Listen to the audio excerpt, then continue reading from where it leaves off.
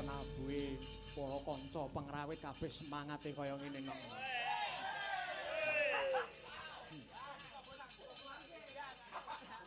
Angger sing bonang bakoh Mas Viko wah. Lan elok tenan.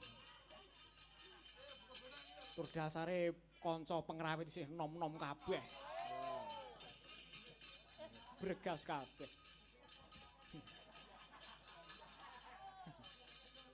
Iya. Nah, bengi iki ya istimewa no. Padha kaya taun wingi. Sindene pira 7. Wah. Pirang-pirang. 7 lungan. Iya. Iya. Ya, heeh. Dan pesindene isih nom-nom kabeh. Iya. Wah, ya mau Pak Karmin ngendika, "Mbok anu Pak Dalang sesuk sindene ditinggal mriki 3 napa sekawan." Lho ampun. Ha nek sinden ampun, ha nek para kanca wiyaga mboten ana apa. Heeh. Tur ya isih nom-nom kabeh dasare lulusan saka Institut Seni Indonesia. Heeh, pokoke ora balekke. Ya. Pareng ngaturake sapa? Nah, iki karo nepungake aku njaluk sapa ya? Mbak Mufida karo Mbak Birgita. Ya. Pareng jumeneng. Rame-rame ngoyak dara mabur mulo adoh.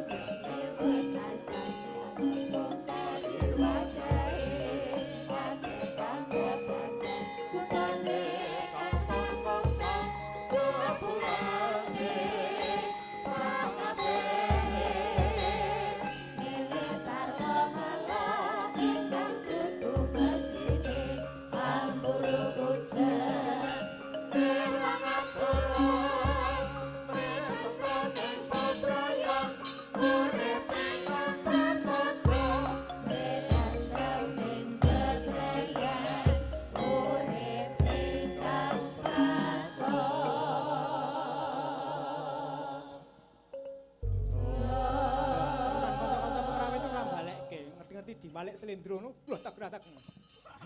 Ora apa-apa. Iya. Kowe iki yo ngawur iki. Ah, siki. Sugeng dalu, Mbak Birgita, Mbak Mufida. Sugeng dalu, Mas Dalang. Ah, ya iki sejan. Sinden loro sing ditenteni karo masyarakat ing Pandangan Wetan. Masa? Loh, iya mau Pak Lurah mau wis pesen, "Wah, menika wonten Mbak Birgita kali Mbak Mufida." Pokoke nyuwun didhisikke. Aja ngisi-ngisini lho, Muf. Ora. Kowe iki bengi iki melu aku. Iya. Ngerti apa ora? Heeh. Ngerti gak dalang iki sapa? Sapa? Calone Mbak Birgita Nah, iki. rungokke kuwi. Rungokke kuwi. Mas Aryo. Heeh. Sampai calone Birgita. Lah piye to? Sampe nopo ora kelingan zamane semono karo aku tuh, Mas. Lah piye? Biyen Apa aku tau sampean ki ngopo? gak seneng tuh karo aku?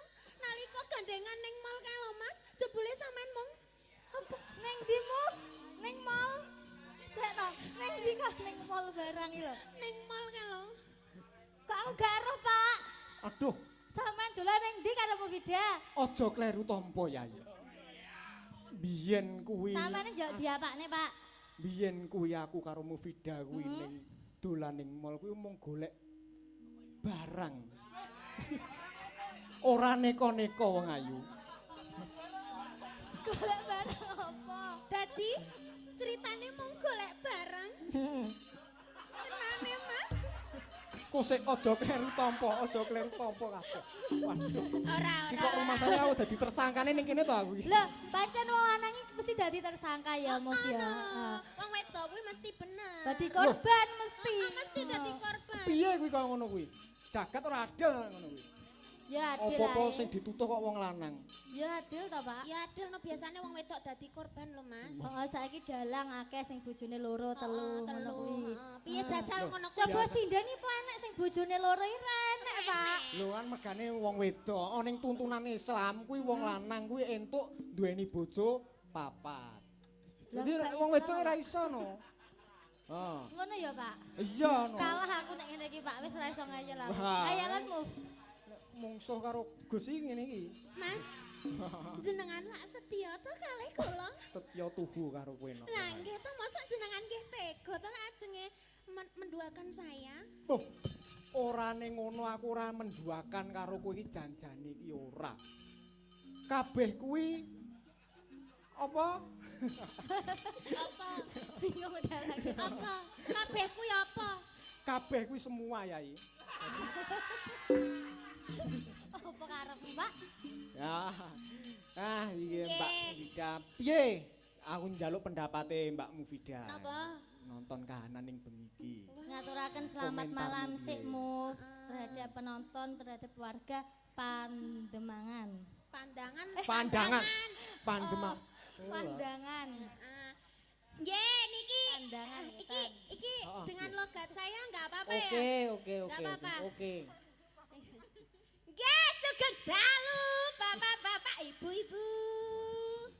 Nggih. Jawaban Bu Kingko nesu nek gak dijawab. Sing apik, ayo Baleni, salam baleni. sing apik. Kurang Tapi banter, pakai kurang ciri khas banter. saya kan? Ya, Ya, sugeng Ya. dalu, Bapak-bapak, Ibu-ibu. Aduh, nggih tesih semangat to Bapak-bapak, Ibu-ibu, adik-adik. Tasih, Mbak Mufida, tasih semangat. Masalah. Ya ampun aku jan seneng lho Mas. Iya. Neng kene iki kita bocah cilik-cilik rentet-rentet linggo neng kene nyawangi jenengan lek mayang iki lho ya ampun. Hah? Sik to, kowe kenalan dhisik karo wargane iki jenengmu sapa, asalmu iya. kondi, ngono Oh, lho. Aku ki lagi tersanjung karo adik-adike. Oh Heeh. iya. Nah, Nggih Cek. nderek tepang gladiwano. Nami kula Mufida Sofiana. Aslinipun Tulungagung Jawa Timur. Tulung Agung. Nggih, sakmenika kula calone jenengan. Waduh. Kok kabeh-kabeh dadi calonku apa piye iki? Ya Piye lek ku ngayahi kok ngene iki? umpamane ngono lho. Lah iya to. Nggih, ngaturaken wilujeng dalu Bapak Ibu. Assalamualaikum warahmatullahi wabarakatuh. Waalaikumsalam. Nggih, nderek pitepangan nggih Pak Bu. Kula Birgita Ayu asli saking Kediri. Wah, Sing Kediri. viral ning TikTok kae lho Wah, Mas, iya kayak toh. aku iki lho. Aku angger nonton TikTok sinden Birgita. Wah, Birgita lagi. Ngapa Mas? Wah, jan elok tenan piyayi kok. Elok Iso tenan. ndudut atine wong pirang-pirang.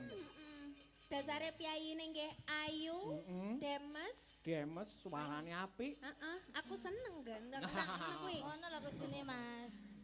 Nderek dedonga ya Mbak Mufida Nggih. kagem para warga masyarakat Pandangan Pandangan Wetan. Wetan. Pandangan wetan. Dongamu apa Mbak Mufida? Nggih mugi-mugi masyarakat Pandangan Wetan pinaringan berkah barokah. Amin. Terus nggih pinaringan sedayanipun diparingi lancar rezekine. Amin. Pinaringan ayam tentrem. Amin. Ngoten lan jenengan pripun? Nggih, mugi-mugi nelayanipun hasil tangkapannya semakin banyak gitu Memuaskan. Pak. Laris, manis, sehat sedaya, utange utange kata. Utange gek ndang lunas, rezekine kata. Oh, nek piyayi kene duran diutang kabeh. Kene wong merdika kabeh kok. Niki jenengan teng Pandangan Wetan iki sampun 2 kali ya. 2 kali ini. Lah sing pisan kok gak ngajak aku. Loh. Lah kowe melu sak liyane aku. Melu sapa aku kae? Melu sapa kae? Mbok. Oh. Tak kira nek lali. Ora, aku nek karo Pancen. Birgita ora bakal lali. Oh, napa nggih? Oh, njur karo Birgita gak lali karo aku lali ngono. Ora. Oh, Loro-lorone ora pancen- lali. Hah? Loro-lorone ora bakal lali. Napa nggih? Mas? Sampai nek kon milih aku Pak Mufida. Loh lah iki. Bot. Sampai ning ngarepku muni-muni aku cantik, aku sayang kamu. Terus yang buriku sampean yang muni Mufida kaya ngono. Duh iki teh aku dikeroyok wong loro iki aku. Jenengan ora ana sing tak beda-bedake. napa nggih? Oh, mbuh Mufida, mbuh Birgita, mbuh sinden liyane tetep tak tresnani kabeh kok. Ngono ya, Pak. Iya, Dadi no. dalangi biasa ya, Pak, tresno karo sinden Loh, iki biasa ya, Pak. biasa. Oh. Tresnani kabudayan iya. Lah ya, Umum, tresnani sindene kuwi ya iya. Oh. Nggih. Ora Pak Dalang, nggih namung guyon nggih Mas. Oh, iya. Nduk. Jenengan ampun sepaneng lho. Oh, ora sepaneng. Mung karo kowe kok. Sampean iki kan kuliah to Mbak Mufidah, semester piro? Ora ngerti. Loh, Wis kuliah semester ora. terakhir. Oh, semester tinggal terakhir. skripsi Bapak Birgita? aja. Saya sudah lulus. Wah, lulus Kode SMA. aku ki seangkatan kalih jenengan lho, Pak. Ya sangatan karo Tapi aku to. sampean sekolah neh. Heeh. Dengan aku ya nyusul sampean ya, Pak. Nah, oh, penting kejar pendidikan dhisik. Betul. Bar kejar pendidikan bareng kejar apa, Pak? Hah? Kejar pendidikan terus kejar apa? Ngejar dirimu. Ono lho, Pak. Ngejar karir, ngejar pendidikan, nek Diungkali, wis mapan lagi menikah. Karo sapa Pak menikahe, Pak? Loh. Lah pengenmu wong lanang sing kaya piye? Menurut Birgita, gitu. Aku ya Oh. sing gede, dhuwur. Wah, gede dhuwur. Sing demong apa piye? Gede dhuwur lho kae. Pintar, berpendidikan ya contohnya kayak dalange, lek wis ngono kuwi. Lek kowe wong lanang kriteriamu ki sing piye Mbak Mufidah? Nek aku sing pentingnya setia ngono wis. Setia. Masih wonge ireng setia. Heeh, wis Masih wonge endek ya setia. setia. Masih wonge gak duwe duit ya setia. Ya setia Nadianto Mrongos ya. Wah, sapa wis sing merong? Sopo sing merongos? Ya maksudnya Nadianto ora ndek duit ning ya setia, tapi ya kuwi efeknya nggih mrongos ora Mrongos. apa-apa. Yo, ngene iki kowe woro-woro Mbak Mufidah menawane ning kene iki enek Joko sing sik jomblo, sik ora duwe pacar menawane gelem karo sampean. Nggih, mbok menawi badhe anu Sakne. ngersake kula sing elek ngeten iki. Ora to. Menawi wonten piyayi pandangan wetan sing ngersake mantu sinden lah niki. Iya. Sik jomblo kabeh iki. Terus esuk nanggap dalange Mas Aryo. Nah, Cocok. Cocok. Nah. Gen ajeng ngaturake tetembangan napa? Abi kita. Kula Dan manut Mbak panjenengan. Mbok bilih enten pamundutan Pak Ya. Dalang saking Pak Inggi, Bapak. Niki wau Bapak Karmen te pesen nyuwun podang kuning ya. Menika digarap napa? Nggih, digarap iringan sing gumyak to. Mula- Tayupan napa-napa? Oh, dangdut. Dangdut, oh nggih. Niki jenengan kok pengen podang kuning niku ki? Ora mau ki Aku gak melu-melu aku. Ketoke ndek iki mlebu grup terus nang endi? Ora. Mbak Mufidah, sapa to Mbak Mufidah podang kuning iki? Aku yang gak er. Oh, ora. Aku ki mau ngomongke, aku ngomongke panyunane Mbah Karmen. Oh, panyuwane nggih, panyuwane Mbak Karmen. Mau kan ngomong ngene. Pak Dalang mengke kula nyuwun lagon sing gayeng podang kuning napa ngoten. Oh, nggih, siap. Anggur podang kuning gampang. Nggih, tapi memang podang kuning itu spesial nggih. Wah. Nggih. Spesial. Spesial maksudnya karemane Pak Karim. Pak Kari sinten? Mbah Karmen. Mbak nggih, Mbak Karmen. Itu. Lah nggih to kan, Mas? Iya, cocok kuwi aku. Nggih. Niki dibawani napa mboten? Dibawani, Pak Dalang? no. Waduh, biasanya sing bawa ki dudu aku lho Mbak Mufidah. Biasane yo kae lho. Apa? Lah wong ndek iki Tukang ora- son sing sing bawa tukang son. anu sing bawa sing ndek iki wis metu terus bar kuwi wis lunga. Metu iki mergo sumuk. Oh, metu mergo. Melu grup kene kan hawane panas ya ta? Nggih mboten. No. Ya. Ora Mas. Niki podang kuning nggih. Ya, podang kuning. Ampun ngelingi sing rena-rena lho ya. Apa ora ana? Saya rono. Mbok menawa nostalgia ngono. Ora. Lah ya ora to. Aku ki wong iki Oke wae aku. Menang mikir tak terokne cengkoke. Ayo Mas kita Mas. Iki lho. Monggo Mbak Birgita. Ngapunten nggih Pak Dalang mboten sami Pak Dalang. Iya, sami apa? Maksudnya sami suwantene niku lho kalih sinden-sinden sing liyane ngono lho. Ngono kuwi iki bener iki sampean nggih nyedhaki karo dalange ngono lho. Ngono ya, sampean barang ben ketok kita itu ben ketok paman iki dalang bojone loro iki wis biasa. Celok wayang itu Arjuna kan bojone akeh ngono lho. Ade kudune rene Mbak Mufidah, rene Mbak Mufidah. Dalange digandreng. Ngene iki iman sing kuat, Imron sing ora kuat iki. Rene Pak Dalang, rene Pak Dalang. Miskin Apa ade perlu tos-tos sing iki? Ngawur.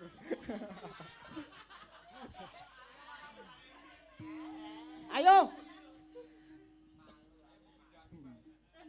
Nadyan wujud temung peksi.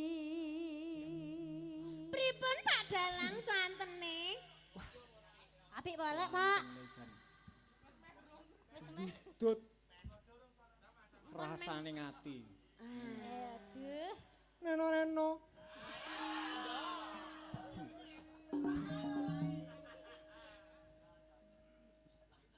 Yuk.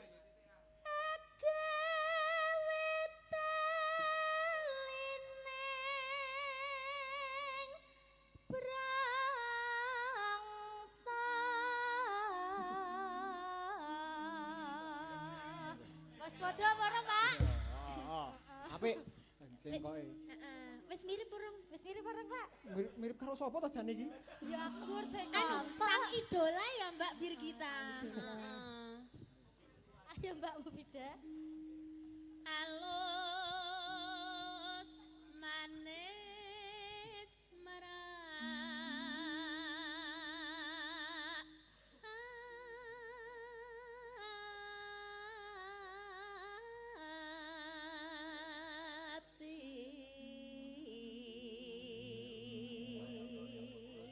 Padha wi, gak padha. Ya padha apike lho. Aku ra kudu padha. Sing penting aku ki ya wis suaraku ya wis ngene iki. Ora kudu madani mengko ndak ngelingi mesake aku. Mesake engko ngenes engko.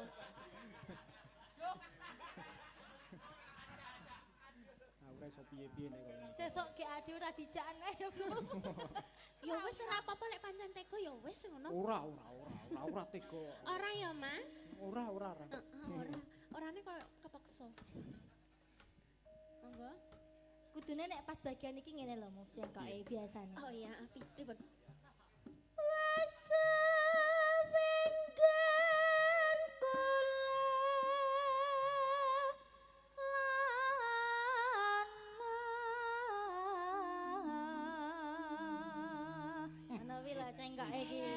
Alus nggih. Cengkoke iki kaya dudut rasane atine Cirikas seseorang ngene iki.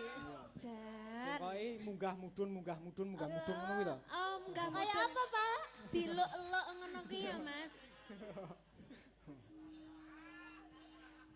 Terus Goleki si podang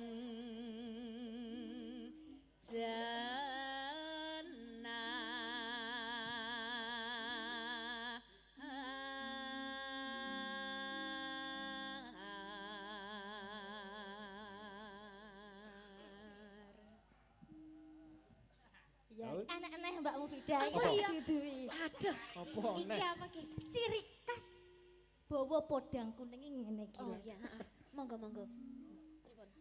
Iba bunga engah. Nah, iki lho.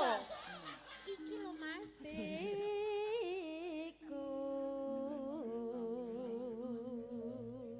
Aduh. Coba ya jal terokno, Mbak. Ben iki ben ciri khas podang kuning enak ya coba terokno. Gini. Iba Bunga ing pripun wau?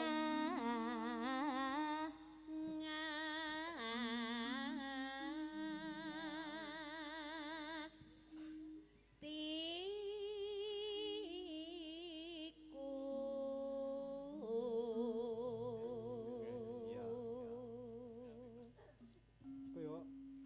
apal men jane ning masalah apa jane? Kok iso nganti tekan masalah to, Mas? Masalah apa to? Lah iki ki mung meragane. Masalah cingkok. Oh, Kok iso nganti apal? Lah aku sak grup lho, Pak. Oh iya. Apa ya jane iki? Terus nyanding bisa dadi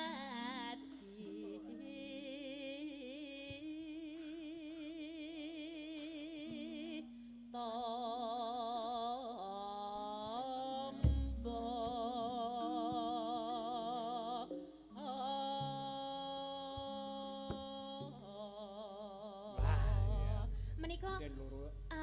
menawi langgamipun digarap tayupan Oke. terus mangke rambahan kekalih niku digarap dangdutan Oke. pripun? Masuk. Masuk nggih Pak Bu Ya iki nggih. iki cocok sing gayeng-gayeng kok. Iya. Ah. Niki Oh, madhep rono adewe. Oh, Kitoke rene Madhep sekarang gentino ora. Sijine Ya. madhep rono, sijine madhep rono. Ya, kan ngono. nek kono ya enek penonton, ngarep ya enek penonton. Ini ungkur-ungkuran ngono wong loro. Nenoy. Sawer, pundi Pak sawere Pak? Urung apa-apa kok sawer sik iki lho. Lho wis bobok. Esok awan ning omah wis ora ngrasan. Kaluyuran anggelek isih tak sayang. Mobeng-mobeng piterangan goleki. Ora krasa esok awan wengi. iman yen nganti Wah, monggo.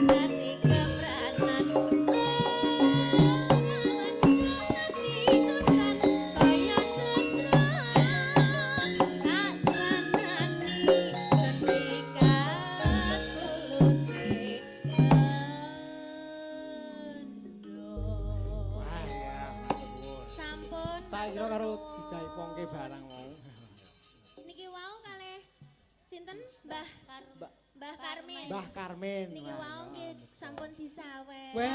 Sawen. Matur nuwun nggih Mbah Karmin. Yeah. Mugi-mugi panjenengan pinaringan sehat. Amin. Mugi-mugi panjenengan kathah rezeki nggih Mbah Karmin. Amin. Nggih, wah jan. Loh, Kyai kene iki iso dadi contoh wong pirang-pirang piye. Le nyawer nganggo amplop no. Wah. Dadi sopan kabeh kyai kene. Ya, heeh, Mak. Jan. Matur nuwun Mbak Birgita kali Mbak Mufida. Iso ngumyake swasana. Ngumyake swasanane para pengrawit-pengrawit.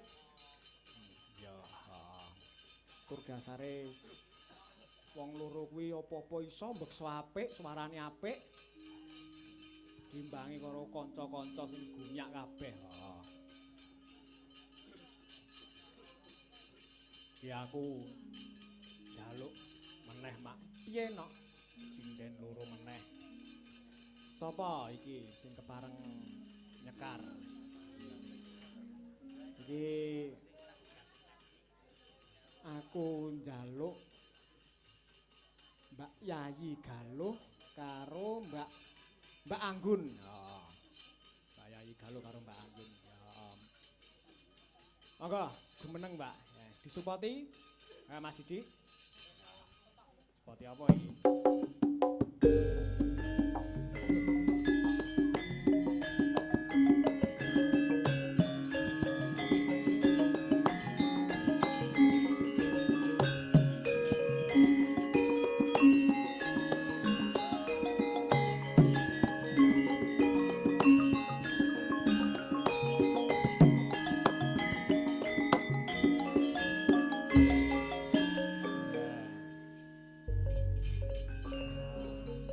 Iki uga di live streaming no. Oh, di live streaming ono ngendi? Ono YouTube channel Sanggar Junggiri.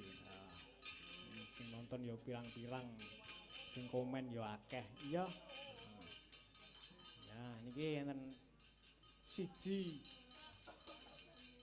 gede lemu, nah sijine langsing. Nah, iki saking Mbak Yayi Galuh. Ya. Dipun tepangaken mbok menawi piyai kene durung ana sing pirsa karo sampeyan. Nggih, nderek tepang nggih Mas Dalan. Nami kula Yayi Galuh Retnowati. Wah, Yayi Galuh Retnowati. Nggih. Saking ndi? Saking Boyolali. Wah, saking Boyolali. Nggih. Elok. Nderek Gladen nggih Mas. Wah, nggih. Sami kabeh